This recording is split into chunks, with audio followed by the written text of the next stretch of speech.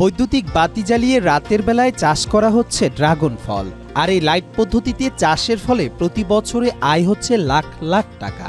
সেই সাথে তৈরি হচ্ছে প্রত্যন্ত অঞ্চলে কর্মসংস্থানের সুযোগ। এটা একটা বৈজ্ঞানিক পদ্ধতি। আমার খরচ হয় 6 লক্ষ টাকা মতো। 6 লক্ষ টাকা খরচ বাদ দিয়ে আমার 25 লক্ষ টাকা মতো প্রতি বছর আমার ডান থাকে আর কি। বাগানটা হওয়ার পরে আমাদের এই এলাকায় অনেক লোকের কাজের সুযোগ সৃষ্টি হয়েছে।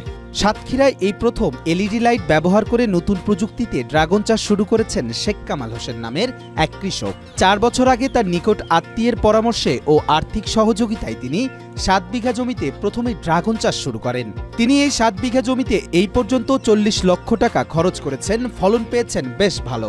এই বাগানটা করছি 4 বছর আগে। আমি আগে কৃষি কাজ করতাম, তো আমার দুলাভাই এই বাগান বিষয় নিয়ে উনি অনেক গবেষণা করতো। উনি উদ্যোক্তা হয়ে আমার কাছে আসছিল, তো আমিও উনার সাহস দেওয়ার পরে এই বাগানটা করছিলাম। তখন এতদিন ফলন পেলেও শীতের শুরুতে বিপত্তিতে পড়েন তিনি, কারণ ড্রাগন মূলত গ্রীষ্মকালীন ফল।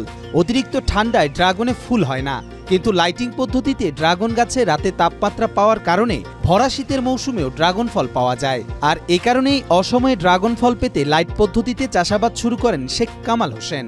এ পদ্ধতিতে চাষাবাদে উৎপাদিত ড্রাগন ফল বিক্রি করে ভরা মৌসুমের তুলনায় দ্বিগুণ দামও পাচ্ছেন এই কৃষক। এই গাছের নিয়ম আছে, শীতকালে ফল দেয় না, 6 মাস ফল দেয়। 6 মাসে যে ফল হয় সে ফলে যে টাকা হয় আমার এই শীতের সিজনে এই লাইট টাকানোর কারণে তার দ্বিগুণ টাকা আমি পাই আর কি। এ প্রযুক্তি ব্যবহার করে লাভবান হওয়ায় পাশের 5 বিঘা জমিতে আরও একটা ড্রাগন বাগান তৈরি করেছেন তিনি।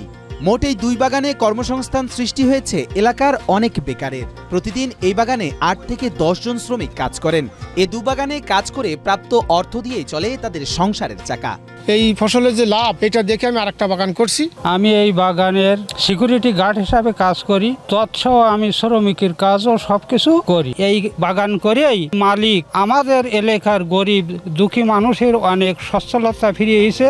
ড্রাগন চাষে স্বাবলম্বী হোক কামালের মতো এমন উদ্যোক্তারা, সেই সাথে কর্মসংস্থান তৈরি হোক হাজারো বেকারের, এমনটাই প্রত্যাশা সকলের। কবির চৌধুরী জয়, ডেস্ক রিপোর্ট।